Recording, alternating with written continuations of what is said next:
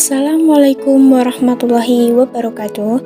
Hai semuanya, sebelumnya saya mengucapkan terima kasih kepada dosen pengampu mata kuliah Bahasa Indonesia yaitu Ibu Anida Unati Kuliah MSc serta teman-teman yang telah menyempatkan waktunya untuk menonton dan menyimak video presentasi kami. Perkenalkan, nama saya Dia Suci Mulyani dengan NIM 225211075. Dan juga ada rekan saya yaitu Fauziah Salma Rahmawati dengan NIM 225211048 dan Friska Nur Areta Puri dengan NIM 225211069. Kami dari kelompok 10 yang akan mempresentasikan tentang pentingnya penggunaan tanda baca. Topik yang akan kita bahas di sini yaitu tanda hubung, tanda pisah, tanda kurung, dan tanda garis miring. Baiklah, langsung saja kita simak materi pertama yang akan disampaikan oleh Saudari Fauziah Salma. Kepada Saudari Fauziah, saya persilahkan. Menurut Kamus Besar Bahasa Indonesia, tanda hubung adalah tanda garis untuk menggabungkan unsur kata yang terpisah oleh pergantian baris, memisahkan bentuk ulang, atau menggabungkan unsur bentuk majemuk. Berikut kaidah penerapan tanda hubung sebagaimana dirangkum dari PUEBI Daring. Yang pertama, tanda hubung digunakan untuk menandai bagian kata yang terpenggal oleh pergantian baris. Misalnya, dari kejauhan aku melihatnya tengah berjalan dengan mimik muka yang murung. Kata murung di sini adalah bagian kata yang terpenggal oleh pergantian baris. Yang kedua, tanda hubung digunakan untuk menyambungkan unsur bentuk ulang.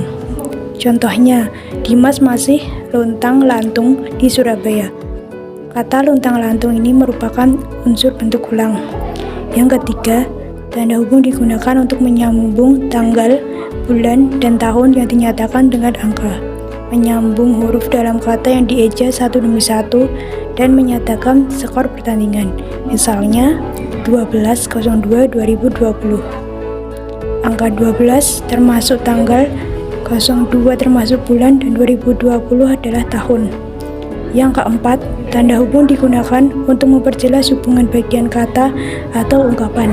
Misalnya, mengurus, yang artinya merawat, memelihara, mengatur. Mengurus di sini merupakan bagian kata atau ungkapan. Yang kelima adalah tanda hubung digunakan untuk merangkaikan unsur yang berbeda, yaitu di antara huruf kapital dan non-kapital, serta di antara huruf dan angka. Misalnya, se dengan kata berikutnya yang dimulai dengan huruf kapital. Contohnya, se-Indonesia, se-Jawa Barat. Ke dengan angka. Contohnya, peringkat kedua. Angka dengan an. Contohnya, tahun 1950-an. Kata atau imbuhan dengan singkatan yang berupa huruf kapital. Contohnya adalah hari H atau ber-KTP. Selanjutnya, kata dengan kata ganti Tuhan. Misalnya ciptaannya atau rahmatmu. Huruf dan angka. Contohnya D3, S1 atau S2. Dan yang terakhir, kata gantiku, mu, dan-nya dengan singkatan yang berupa huruf kapital. Contohnya KTP-mu atau SIM-nya. Yang keenam, tanda hubung tidak digunakan di antara huruf dan angka jika angka tersebut melambangkan jumlah huruf. Misalnya P3K atau pertolongan pertama pada kecelakaan. Selanjutnya akan disampaikan oleh rekan saya, Friska. Yang ketujuh, tanda hubung digunakan untuk merangkai unsur bahasa Indonesia dengan unsur bahasa daerah, bahasa asing atau slang. Misalnya, disowani yang artinya didatangi. Kata disowani merupakan rangkaian unsur bahasa Indonesia dengan unsur bahasa daerah. Yang kedelapan, tanda hubung digunakan untuk menandai imbuhan atau bentuk terikat yang menjadi objek bahasan. Misalnya, akhiran isasi pada kata globalisasi merujuk pada makna proses. Kata isasi merupakan bentuk terikat yang menjadi objek bahasan. Yang kesembilan, tanda hubung digunakan untuk menandai dua unsur yang merupakan satu kesatuan. Misalnya, suami istri. Ini merupakan dua unsur yang merupakan satu kesatuan. Sementara itu, tanda pisah adalah tanda baca yang membatasi penyisipan kata atau kalimat yang memberi penjelasan khusus di luar bangun kalimat. Yang pertama, tanda pisah dapat digunakan untuk mengapit keterangan atau penjelasan yang bukan bagian utama kalimat. Misalnya, kemerdekaan bangsa itu saya yakin akan tercapai diperjuangkan oleh bangsa itu sendiri. Kalimat saya yakin akan tercapai merupakan keterangan atau penjelasan yang bukan bagian utama kalimat. Yang kedua, tanda pisah dapat dipakai juga untuk menegaskan adanya keterangan oposisi atau keterangan yang lain. Misalnya, Soekarno-Hatta, proklamator kemerdekaan RI diabadikan menjadi nama Bandar Udara Internasional. Proklamator kemerdekaan RI merupakan keterangan oposisi atau keterangan yang lain. Yang ketiga, tanda pisah digunakan di antara dua bilangan, tanggal, atau tempat yang berarti sampai dengan atau sampai ke. Misalnya, tahun 2010 sampai dengan 2013. Selanjutnya, tanda kurung. Tanda kurung adalah tanda baca yang digunakan secara sepasang, yaitu kurung buka dan kurung tutup, untuk memisahkan atau menyisipkan teks ke dalam teks lain.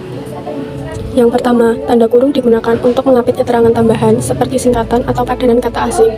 Misalnya, dia memperpanjang surat izin mengemudi dalam kurung SIM. Kata SIM merupakan singkatan. Yang kedua, tanda kurung digunakan untuk mengapit keterangan atau penjelasan yang bukan bagian utama kalimat.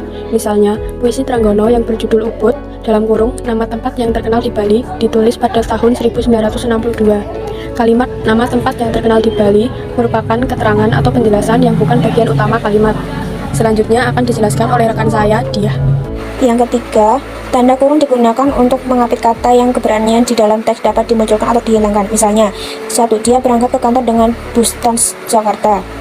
Kedua, toko akan kembali dibuka pada tanggal 18 Agustus 2021. Keempat, tanda kurung digunakan untuk mengapit huruf atau angka sebagai penanda perincian yang ditulis ke samping atau ke bawah di dalam kalimat. Misalnya, faktor produksi menyangkut A. Bahan baku, B. Biaya produksi, dan C. Tenaga kerja.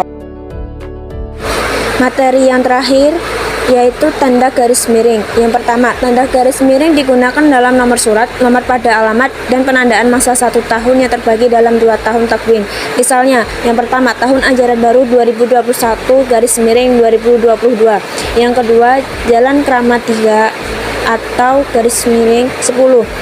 Yang kedua, tanda garis miring digunakan sebagai pengganti kata dan atau serta setiap. Misalnya, yang pertama, pilih salah satu moda transportasi darat garis miring laut, yaitu yang berarti pilih salah satu moda transportasi darat atau laut. Yang kedua, Bapak garis miring Ibu yang saya hormati. Yang dimaksud adalah Bapak atau Ibu yang saya hormati. Yang ketiga, tanda garis miring digunakan untuk mengapit huruf kata atau kelompok kata sebagai koreksi atau pengurangan atas kesalahan atau kelebihan di dalam naskah asli yang ditulis oleh orang lain. Misalnya, asmara garis miring N garis miring dana merupakan salah satu tambang mecopat budaya Jawa. Mungkin cukup sekian yang dapat kami sampaikan. Bila mana banyak kekurangan, kami mohon maaf. Kami juga mengucapkan banyak-banyak terima kasih kepada teman-teman yang telah menyimak dan mendengarkan video presentasi kami. Saya akhiri, wassalamualaikum warahmatullahi wabarakatuh.